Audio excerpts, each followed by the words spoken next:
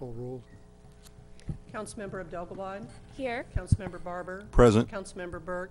Present. Councilmember Holman. Present. Councilmember Hubach. Present. Councilmember Kellogg. Present. Councilmember Moorhead. Present. Councilmember Stevens. Present. Mayor Kirkhoff. Present. We do have a quorum. If everybody please rise and join me in the Pledge of Allegiance.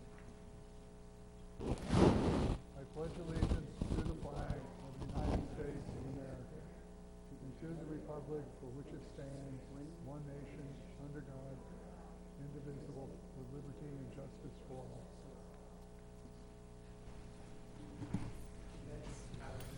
And we do have a presentation tonight.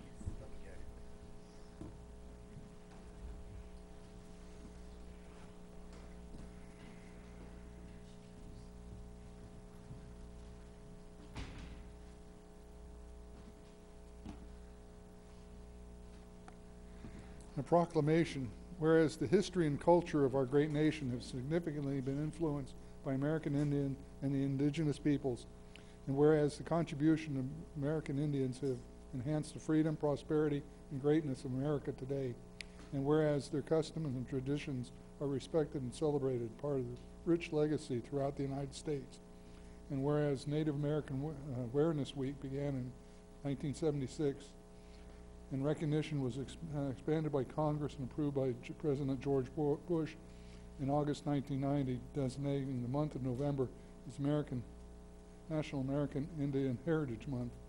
Now therefore, I, Peter Kirkhoff, Mayor of the City of Raymore, do hereby proclaim the month of November 2015 as National American Indian Heritage Month. Thank you very much, sir. Would you like to say a couple of words? No, okay. Thank you.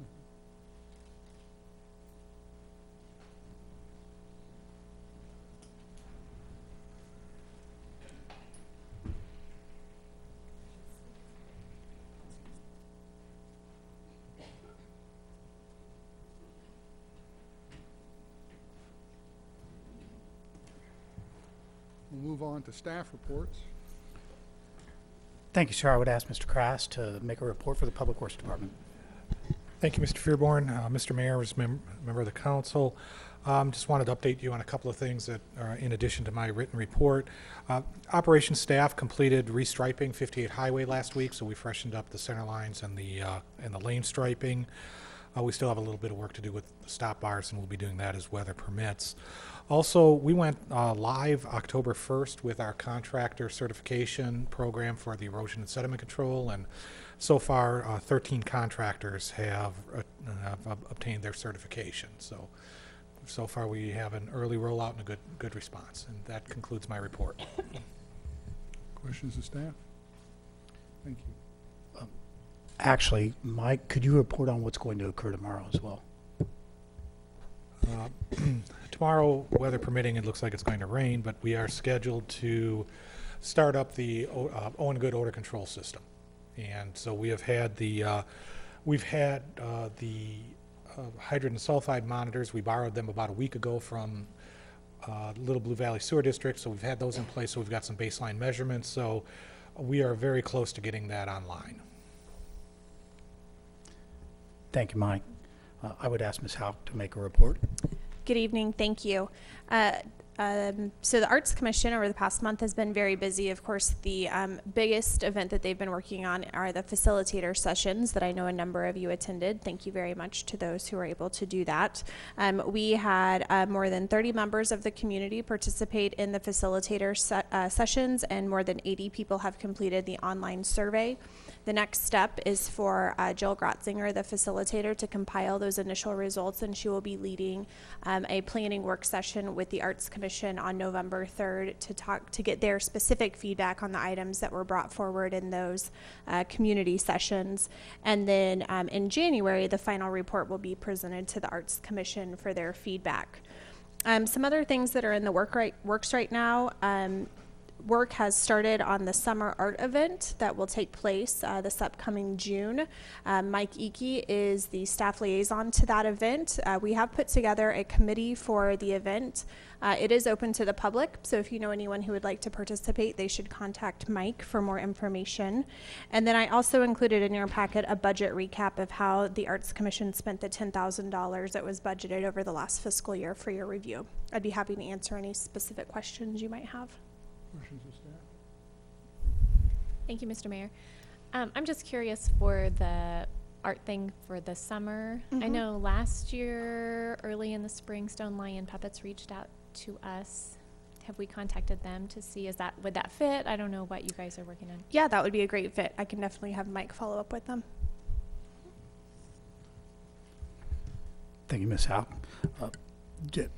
A couple of, one explanation of something that is on the agenda for the new council members tonight, and then one calendar item. You all may have noticed that under staff reports, there are a number of budgets for CIDs, and then there is one included in the consent item, which is slightly different. The state Community Improvement District statute calls for each board of the Community Improvement District, along with the developer, to submit for council review only each of the community improvement budgets prior to those going into effect on November 1, just for your review and any comment that you may have. Any council for any community improvement district can also be more restrictive in that and require actual approval by the council. The only one of our CIDs that has occurred with is the Foxwood Village Shops Community Improvement District. That is why you see it separate from these and actually on the consent agenda for proactive approval by the city council, just as an explanation of how that is appearing to you on the agenda. Any questions with that one? Councilman Kellogg? Thank you, Mr. Mayor. As I was reading through it, it's under the headlining, major changes, none. There are no changes from the last time that this has been presented. That's correct, sir. Thank you very much. Not within the CID. The scheduling item, of course, next week is on November 2nd is your first work session of the month. The only item currently on the agenda for that work session is bond issue discussion. There will be some handouts for the council, however. That concludes staff reports, sir. Questions of staff? Thank you. Move on to consent agenda. I'll entertain a motion. Mr. Mayor, I move that we approve the consent agenda to include city council minutes for October 12th, 2015. Item B, appointment of Stephen Grubb as a member of the Board of Adjustment. Item C, the Foxwood Village Shops Community Improvement District budget. We have a motion and a second to approve the consent agenda. Is there any discussion? All in favor? Approved unanimously. Move on to unfinished business. May we have the second reading of Bill 3108 by title only? The second reading of Bill 3108 by title only, an ordinance of the City of Raymore, Missouri approving the fiscal year 2016 budget. I'll entertain a motion. Mr. Mayor, I move that we approve Bill 3108, the adoption of the fiscal year 2016 city budget. Second. We have a motion and a second to approve the Bill 3108. Is there any discussion? Sonia? Mr. Mayor, I'd like to move that we amend the budget to include a transfer of $25,000 to the CIST fund for the roundabout decorative feature. Second. There's been a motion and a second to move 25,000 to the roundabout welcoming feature. In a second, is there any discussion? Go ahead. Thank you, Mr. Mayor. Because last time we took that $50,000 out of the budget for the roundabout decorative feature, I did a little math and got some help from Mr. Fairborn. Right now we have remaining a $28,632,000 in the budget from this year to put a decorative feature in the middle of the roundabout. When we met 2 weeks ago, the subcommittee, we talked about a few other options, kind of just in case. And one of the things that we talked about, I really think we could get done by only adding that extra $25,000. And what that would be something, of course, not as large as what we had planned on before, but still could be a very significant piece of art there that people in the city could be proud of. I heard, frankly, from some reporters that I was talking to, that part of the issue with taking it out of the budget 2 weeks ago was the cost. People felt like that was too much money. So I thought I'd offer this up tonight to, for half the price, do something a little smaller, but I really think it's important to get something in there. We've been working on this for quite a while. While the plantings there look very nice, I think Raymore's better than that. I think Raymore should have something in that roundabout to be proud of. And I really feel like that we could do this for, it would be a total of $53,632 if we added another 25 in this year's budget. Any other discussion? Okay, there's a motion and a second to move 25. questions. Oh, go ahead. You said you had some options you talked about you thought might fit in this. Could you give us a little bit more detail? Yeah, sure. I'd be glad to. Basically, what we had planned in the original plan, of course, I don't know how many of you guys remember that, but what we had looked at in the original plan for the amount that was quite substantial was a tall pedestal with a piece of art on top, and then adding kind of in the third phase the smaller pedestals around that were going to have possibly art by local artists or high school students. With this reduced amount in the budget, we probably would forgo the pedestal for the most part. It would be more of a short base with some footing and really spend the money on the artwork versus the raising it up high in the sky. We had hoped to have lights and something very tall that could maybe be seen from the highway. I don't know with this amount if we'd be able to get the lights to be seen from the highway, but at least a nice piece of artwork that we could put there to be proud of. So we're looking at a short pedestal, not this short, but a shorter pedestal, and just a piece of artwork there instead of the larger pedestal with the art on top. Is that helping answer your question? The thing that I will add to that is that the original pedestals had a brick facade on them, and what we spoke about 2 weeks ago was a like Sonia added a footing base. What's being considered a footing base is concrete with kind of stamped facade on it that could be stained or some kind of decorative, kind of paring this project down in that way. The other major change there was lowering the height from the 10-foot that was originally planned down to more of a 4 or 5 foot tall base footing with a very similar sculpture on top, and also Sonia is very accurate as the other descriptions. Okay, there's a motion and a second to add 25,000 to the budget. All in favor? 2, 3. Opposed? 1, 2, 3, 4, 5. Motion fails. We're back to the main motion of the adoption of the 2016 Raymore City Council budget. Is there any further discussion? Go ahead, Kevin. Mr. Mayor, I'm going to say this respectfully, and I mean no ill intent, but I'm going to refer back to a couple years back as far as, for example, an instance. I plan on supporting this budget. I'm opposed to the fact that the roundabout feature was deleted, and it failed on amendment tonight yet again. As far as the budget item that I'm opposed to, and even being opposed, I plan on supporting this budget tonight with my vote, but I'm going to do so with stating my purpose, because I have been asked why I voted no on the budget last week. In part was the roundabout feature, and second part is that reflecting on the project to put shades above the bleachers at the baseball fields, softball fields, I reflect back to about 3 years ago when the council put forth an effort to put out $300,000 for a dog park, and that came back to bite us in a very bad spot. It was said to me that some of the park board felt that we were forcing them to do something that should have been their responsibility in the first place.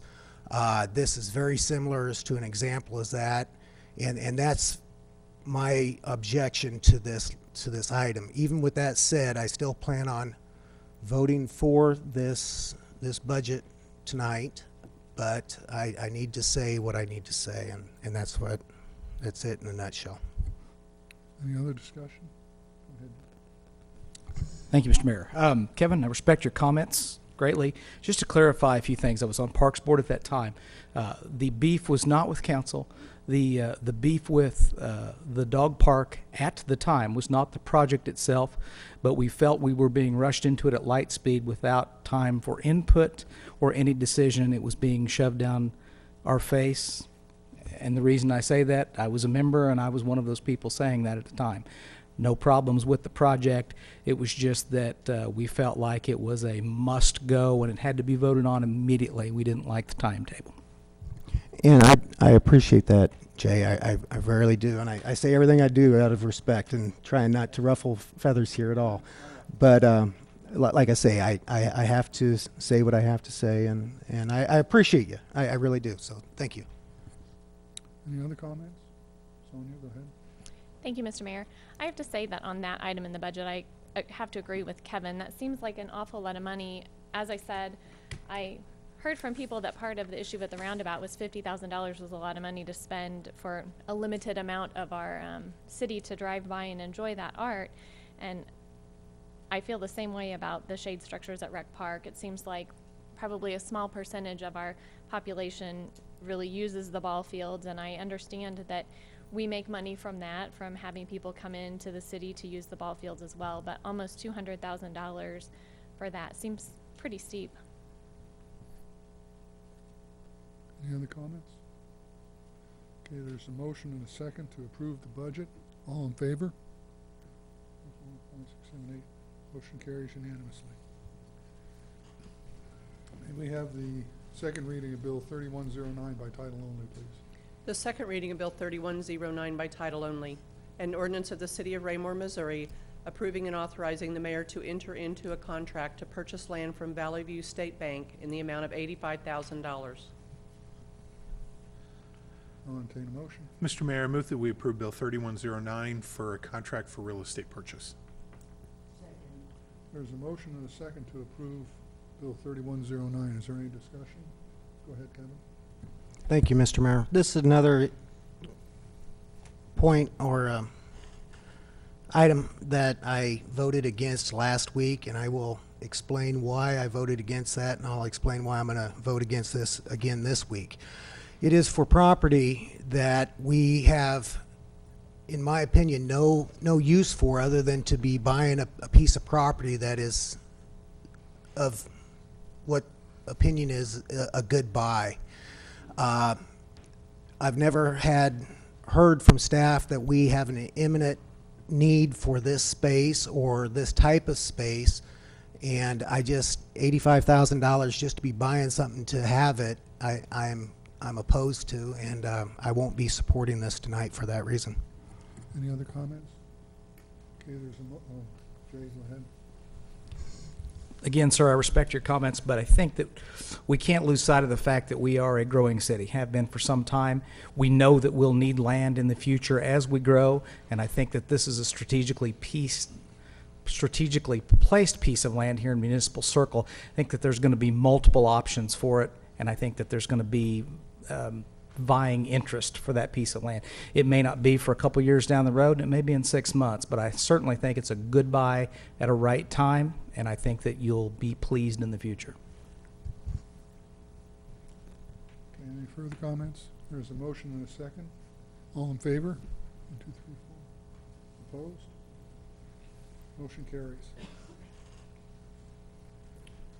We have the second reading of Bill 3112 by title only.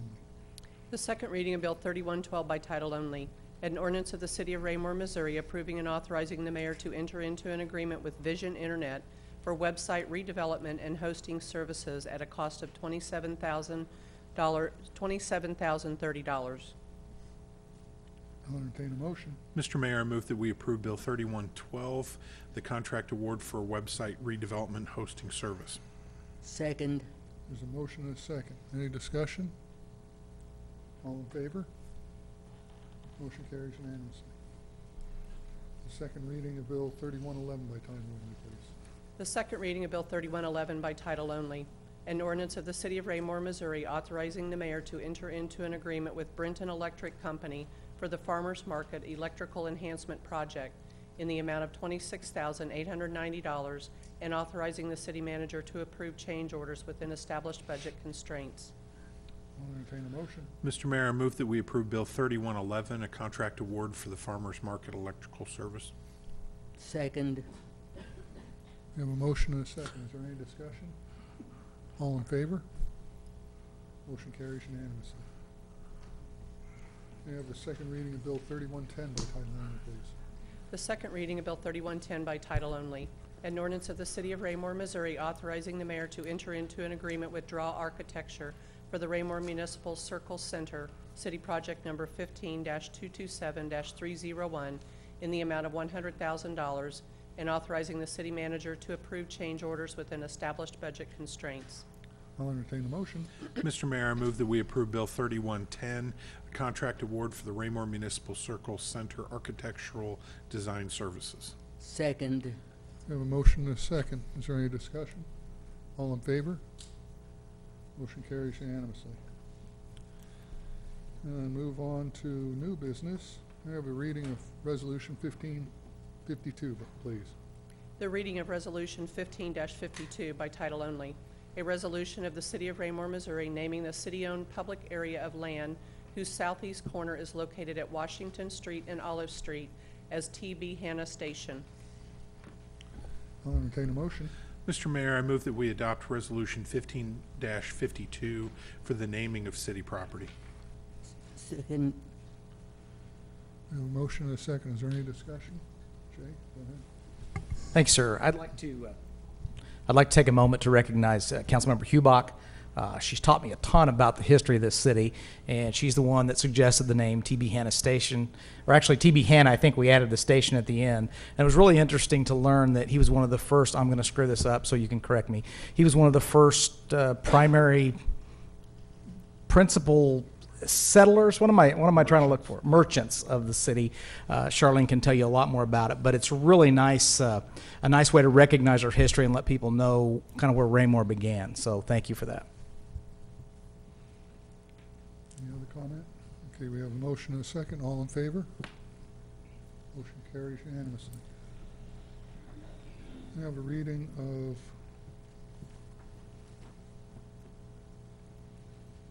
Bill 3113 by title only, please. The first reading of Bill 3113 by title only, an ordinance of the City of Raymore, Missouri, amending Section 307.04 of the city's Human Resources Policy. Thank you. Staff report? Thank you, sir. I'll call on Ms. Howe. Good evening. The item before you is amending current Human Resource Policy number 307.04, our performance evaluation policy. With the transition to the STEP system, this policy needed to be updated in order to move away from a merit-based performance evaluation system. So included in your packet as Exhibit A is the proposed updated section of policy. Staff has been working on updating our entire performance evaluation process for a number of months. We had an employee committee made up from representatives from every department and every level within the organization to take a look at not only the policy, but the forms that we used and the process we go through to do evaluations each year. These policy changes are a result of the recommendation of this employee committee. They have been presented to the management team and to the city manager for feedback and approval before coming to the city council for ultimate ultimate approval. You will note in the policy there are 3 key changes. The first one is section E(a), and this says that new police officers and communication officers won't be evaluated on the standard 90-day and 6-month midterm evaluations because they're evaluated daily as part of their training process. And so in order to streamline things, we will just be doing a midterm evaluation at the end of their training process to avoid duplicate evaluations taking place.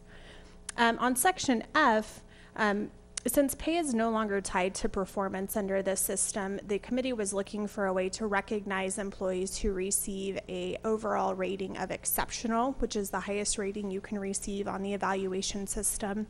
And the proposed way to do that is to give employees who receive that rating an additional personal floating holiday. A floating holiday is recommended because it has a time frame in which it must be used. It has to be used annually by the end of the calendar year, and employees don't receive a payout when they leave on a floating holiday, so it's a good way to provide an additional benefit to the employee without a lot of risk to the organization. And then finally, in section G, we just better defined when a performance improvement plan would be necessary and the length of time of the performance improvement plan. I'd be happy to answer any questions you might have. Questions of staff? Mr. Stevens? Just one day? Just one for all day. that good work. Other questions of staff? Thank you. And just to address that, the 1 day compared to the sometimes 0.02% increase that was associated with having exceptional versus good job that we had in place is actually infinitely more preferred by our employees and probably worth a little bit more on a yearly basis than what they were getting for a lifetime of increase associated with the old plans. Okay, I'll entertain a motion. Mr. Mayor, I move that we approve Bill 3113 regarding the Human Resources Policy, Section 307.04, titled Performance Evaluation Policy. Second. We have a motion and a second to approve Bill 3113. Is there any further discussion? Kevin? Yes, I want to open this here up for thought and comment from others. In section A, all regular full-time and part-time employees will receive formal performance evaluations based on the schedule below. Second sentence says temporary employees may be evaluated at the discretion of the department head. Where I'm going to suggest is that I would like to see this change to the not maybe, but that they will be, because here's my justification, is that these if we have any temporary employees, if they have an evaluation after they leave, they have something tangible that they can take to a next employer and say, hey, this is what I did at this place when I was in the interim of employment. This is something that they can hand them, and this is something valuable in my opinion. I would like to see that all employees receive a evaluation. Go ahead, Mr. Burke first. Go ahead. I wanted to address that. I feel like that a temporary employee could be someone that's only working for a few hours, and then it might take more hours for management to do that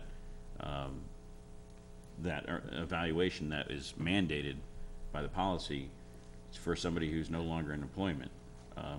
I think maybe gives them the discretion to decide if it's appropriate. If it's a temporary of a few months, it would certainly be a lot more appropriate than somebody who has worked a weekend festival for security or something. I realize we wouldn't have security, but a temporary job, that temporary, would not be worth the time that management would have to put into the evaluation, in my opinion. Go ahead. Mr. Fearborn, because I didn't initially catch this, and of course I'm not fully up on every provision under the Human Resources Policy section, but do we have anything regarding evaluations upon exit, like an exit interview?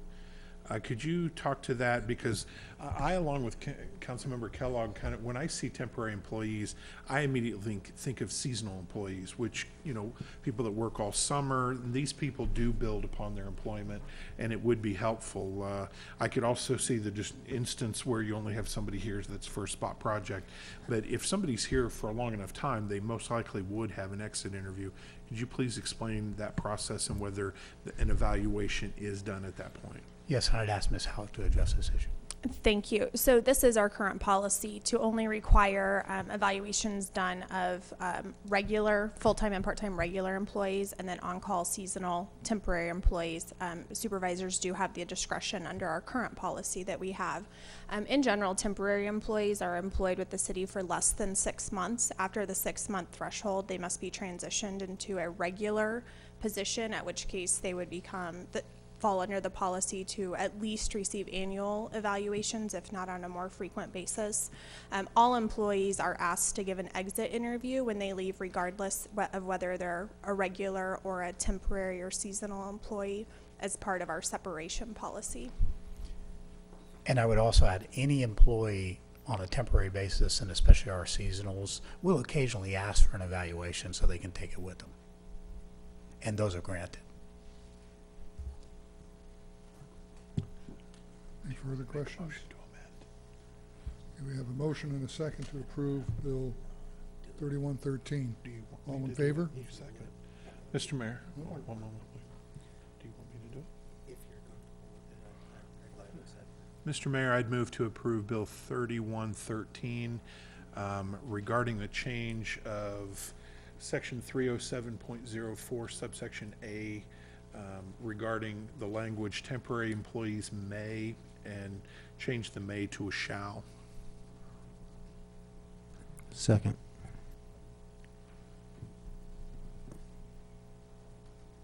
Okay, there is a motion making it, rather than may, shall be shall, temporary employees.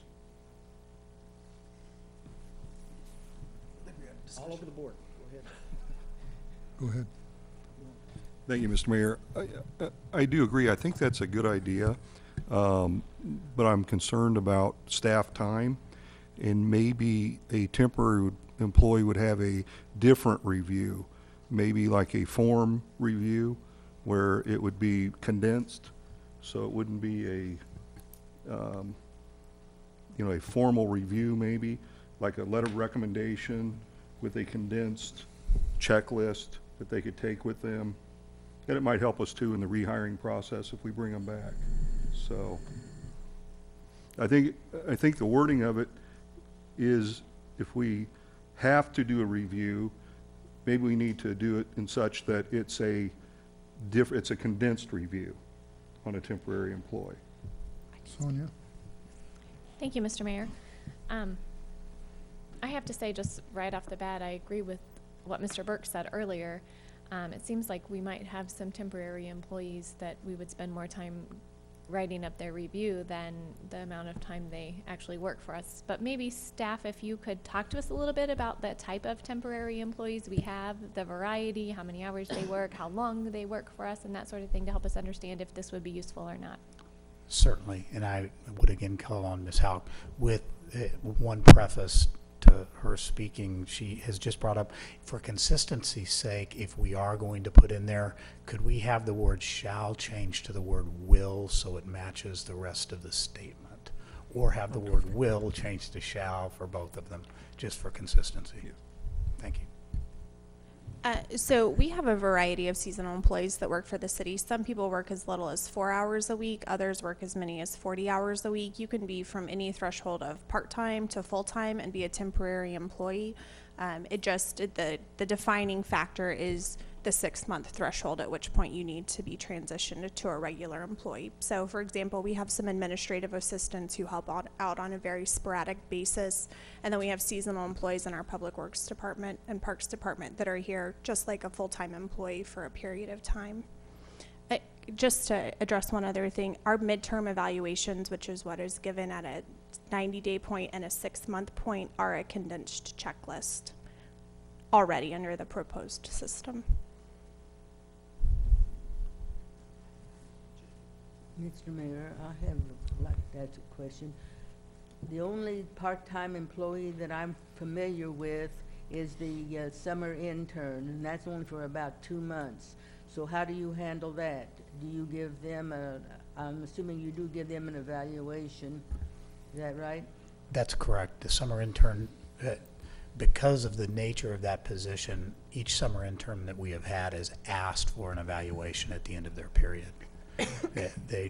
Several of them use it for college as well. If I could ask one question of staff, just to try to get a more complete answer. Nathan, approximately how many seasonal employees did we have this year?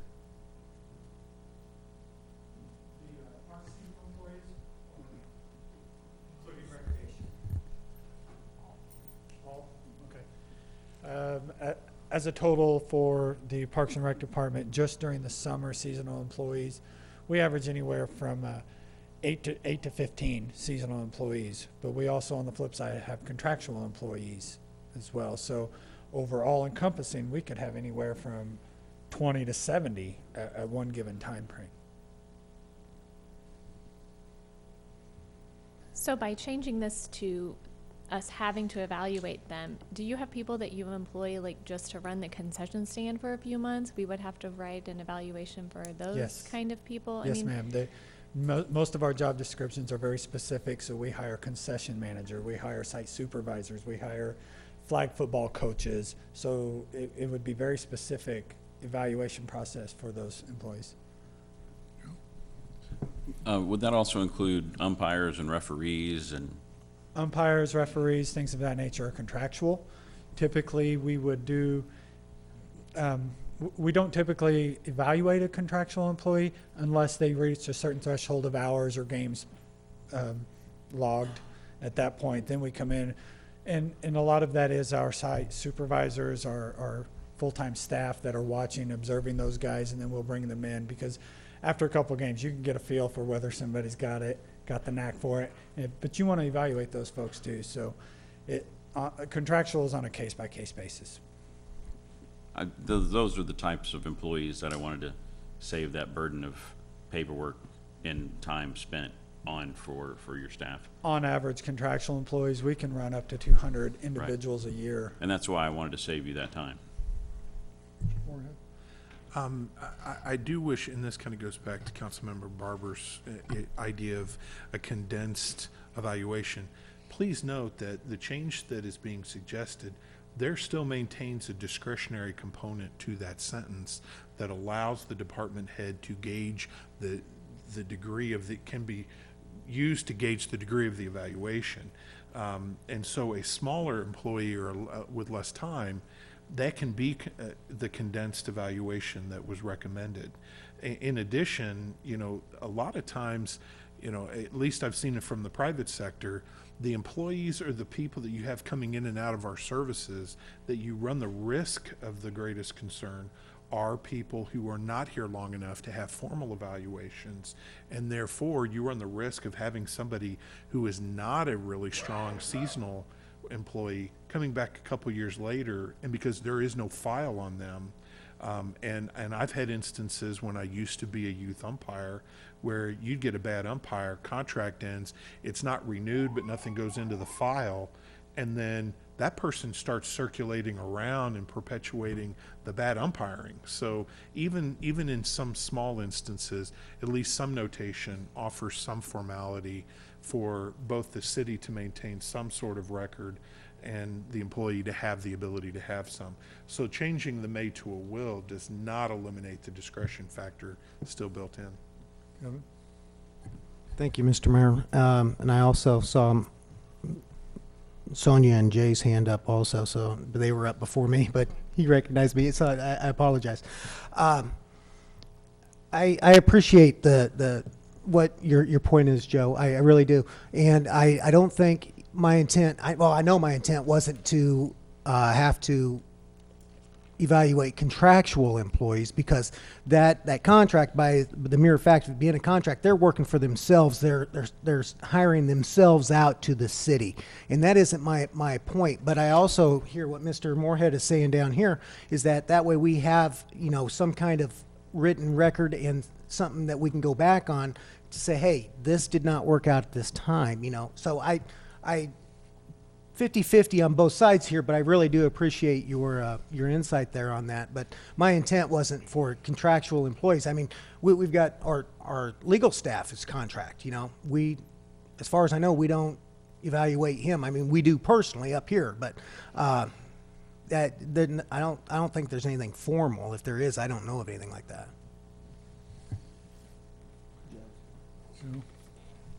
I just want to say now that I've listened, I agree with your point. Thank you. Thank you. Maybe we could institute take a number system. It might work a little quicker. Sorry, trying to inject a little levity into this. I'm opposed to the amended motion simply because of the word. I respect your position. However, for two reasons. One, I believe it places undue burden on staff, in particular Nathan's staff at the Parks Department with all the seasonal employees that they have.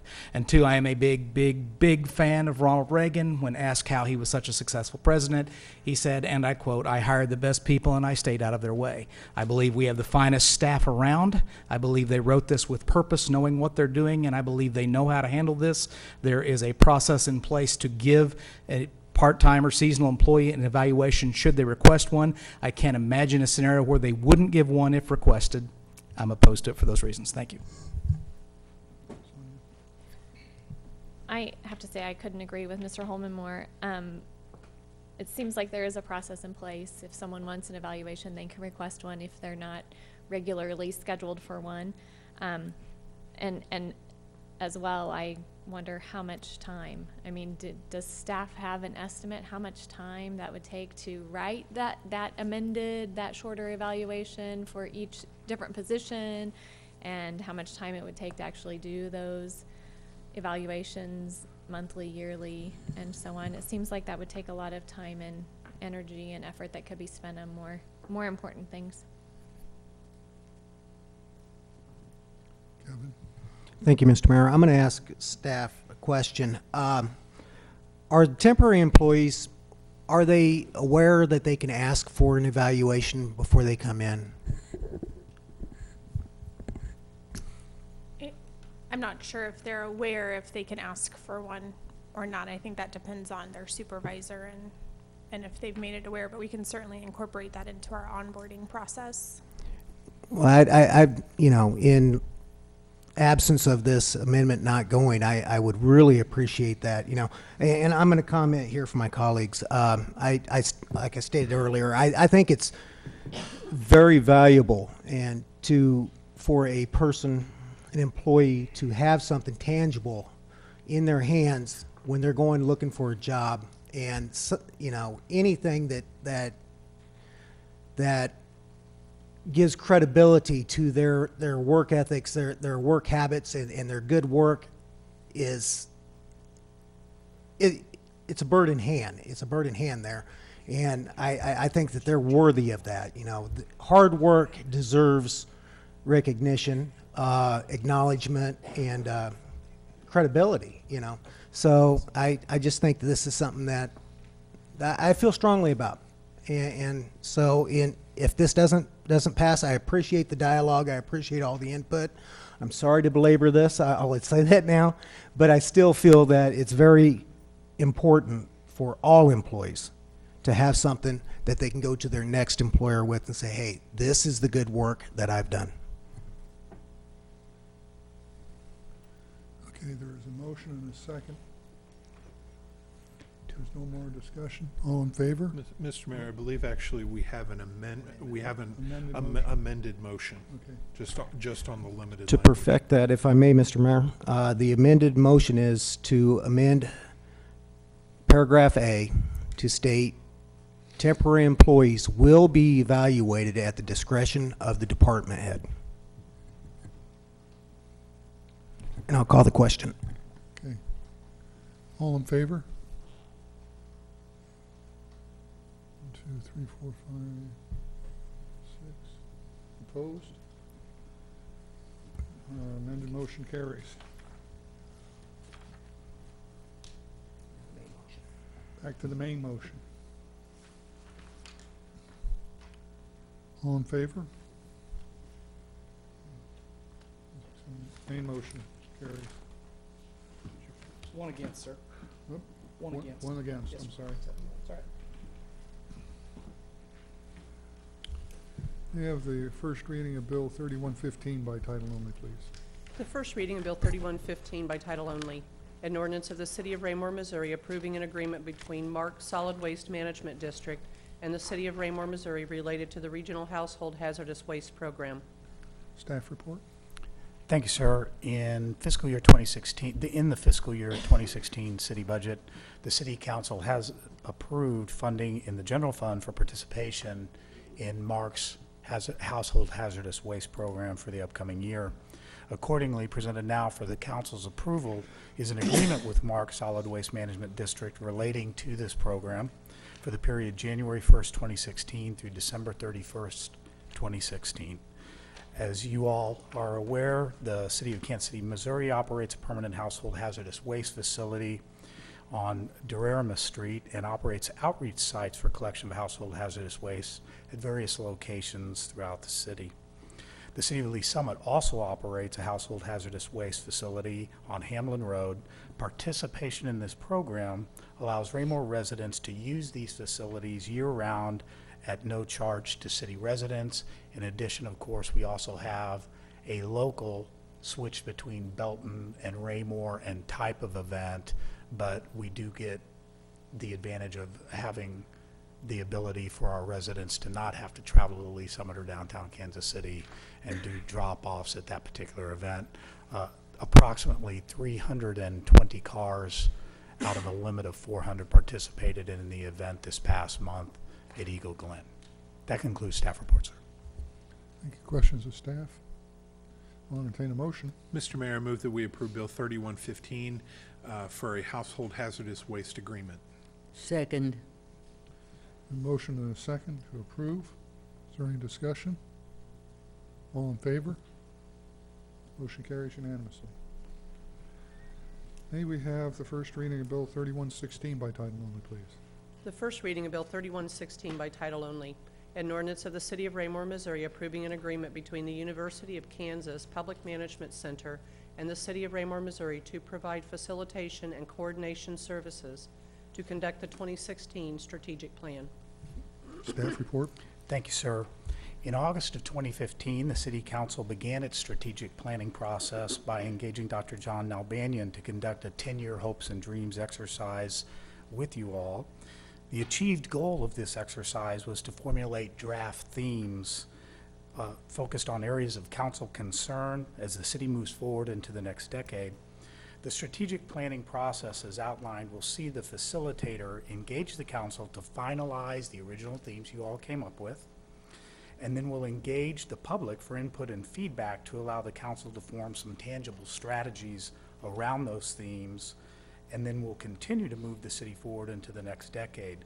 Once the strategies have been formed by the council using that public input, it will allow the council to establish some very, very solid 1, 5, and 10-year goals to achieve those themes and to enhance those areas that the council has recognized in that original exercise that you'll be kind of finalizing with the facilitator group. In order to engage the facilitation group for the process, the city did undertake our standard request for qualifications process. Following that process, staff does recommend award of the contract to the University of Kansas Public Management Center to conduct this work. You all may remember a couple of members from the University of Kansas Management Center were in fact present.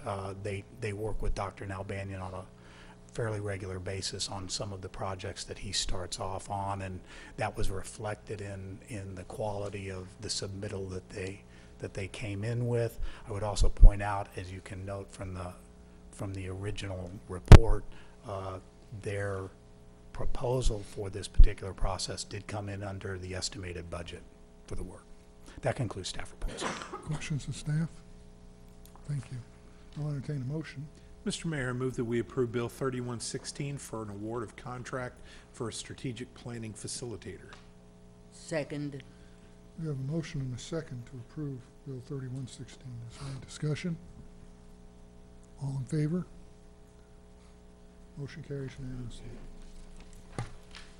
May we have The reading of Bill 3114 by title only, please. First reading of Bill 3114 by title only. An ordinance of the City of Raymore, Missouri, amending Section 705 of the Raymore City Code, Article 3, Lead Ban Policy, Section 705.290, Definitions. Staff report. Thank you, sir. I would ask Mr. Kraft to make the report. Thank you, Mr. Fearborn. Mr. Mayor, members of the council, the Safe Water Drinking Act has been amended to reduce the amount of allowable lead in pipes and fixtures and other materials that are used for potable water. What we're bringing forward to you is a change in our definitions that will bring us in line with the revised standards.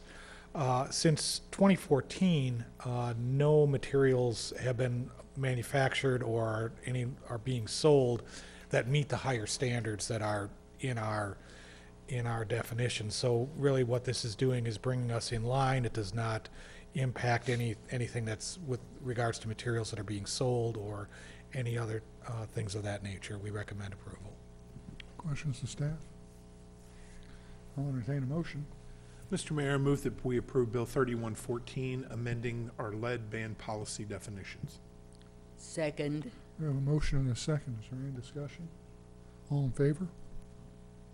Motion carries unanimously. That takes care of new business. We move on to public comments. Anybody from the public wishing to make a comment, please identify yourself for your record and keep your comments down to 5 minutes.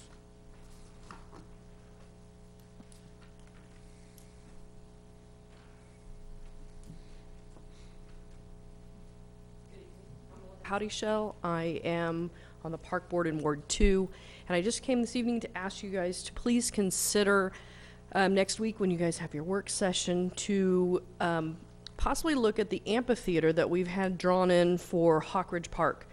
Right now things are really starting to amp up with the Art Commission. I think it would be a great venue for the performing arts section of the arts, and I just think it'd be something fun and different that Raymore could offer. So I would really appreciate you guys to consider that for Monday night's work session as a topic. So thank you.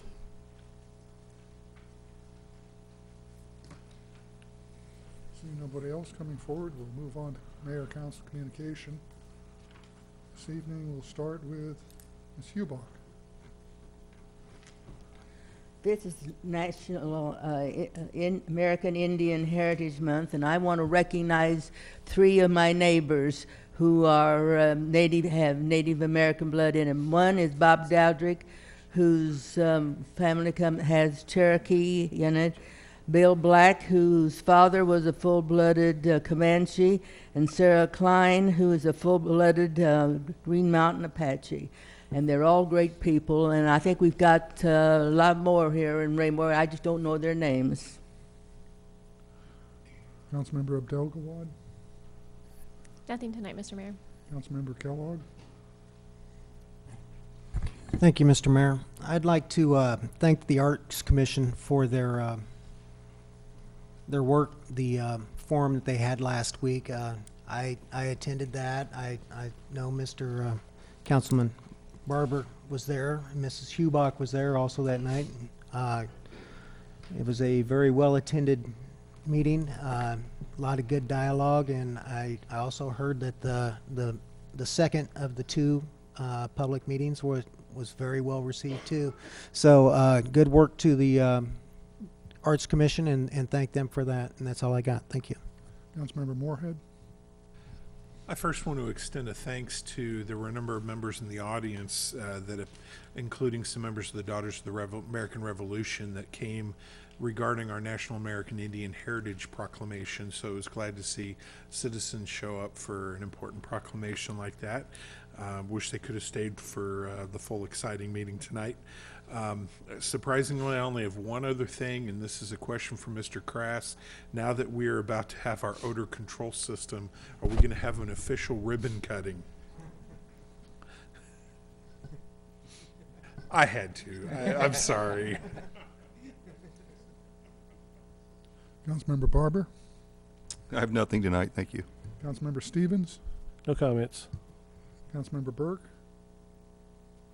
I just wanted to say thank you to the other council members and mayor. I think when we have discussions for the last 10 months that I've been on city council, I think that when you're in the audience or you're watching and commissions don't talk, don't discuss anything, and they just approve everything without any dissent ever, there's a problem. And I think that the discussions that we have, I usually almost always learn something from the discussion itself, and I appreciate that. Thank you. Councilmember Holman?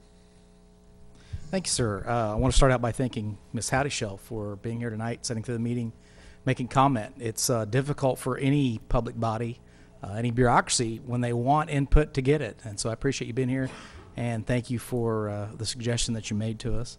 I want to say thanks to Mr. Crass and staff for the second round of striping on 58 Highway since we purchased the paint striper. Got to throw kudos out to Mr. Fearborn. He found the money for it, tucked it into the budget before I can even introduce it last year. So, as usual, great job to staff across the board. Fantastic. It's starting to show even more so. We're on the second round. Good stuff. Third thing I'm going to leave you with is something I've talked about for 10 years. I know Jim Cataret's tired of hearing about it, but it's last opportunity. A number of Veterans Day celebrations coming up. November 10th will be the cities and Creekmore's. Creekmore does a fantastic job. I'm going to go back again this year, even though I don't have kids there. It's really cool. They rival several city celebrations that you would see, and Eagle Glen has one on the 11th, the day after. So if you can't make one, you might be able to make the other. It's in the morning. They are really nice. And I'm going to leave my comments with kind of a dovetail with what Councilmember Burke said. What a great country we live in. Thank God for the opportunity to argue with some of the finest people that I know up here and still go away where we didn't throw any shoes at each other. Nobody gets assaulted. We had a good discussion about what we had to talk about tonight. I lost on several of them, and I'm okay with that. It's what's best for the city, and that's what we have to remember. I think Councilmember Moorhead made a comment recently. We are like a family up here, and we are. Sometimes every family has a rough Thanksgiving dinner. Is that the extent of it? Oh, yeah. That's where we're at. We'll come back together. Everybody sitting up here and everybody down below us here in these chairs has one true interest in mind. They may have a different way of getting about it, but they want what's best for the city, and that's what's important. Thank you. All right. We have reason to go in executive session this evening. Mr. Mayor, I move that we go into executive session. I'm stalling to get to my language here. To enter into executive session to discuss litigation matters as authorized by section 610.021 subsection 1 and personnel matters as authorized by 610.021 subsection 3. Second. Roll call, please. Councilmember Abdel Gawad, Yes.